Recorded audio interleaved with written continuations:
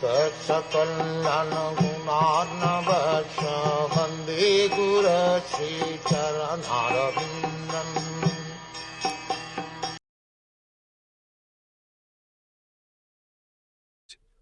He, the personality of Godhead, manifests himself in a transcendental form, being the subject of his transcendental name, quality, pastimes, entourage, and transcendental variegatedness.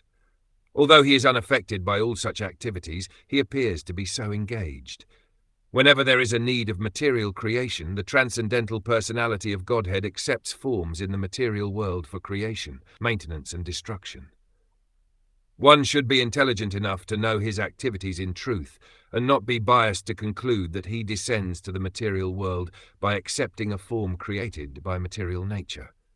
Any form accepted from the material nature has its affection for everything done in the material world. A conditioned soul who accepts a material form for undergoing a certain term of material activities is subjected to the laws of matter. But here, in this verse, it is clearly stated that although the forms and activities of the Lord appear to be the same as those of a conditioned soul, they are supernatural and impossible for the conditioned soul. He, the Supreme Personality of Godhead, is always unaffected by such activities. In the Bhagavad Gita, the Lord says, "The Lord is never affected by the activities which he apparently performs by his different incarnations and personalities, nor does he have any desire to achieve success by fruitive activities. The Lord is full by his different potencies of wealth, strength, fame, beauty, knowledge, and renunciation, and thus he has no reason for physical exertion like the conditioned soul.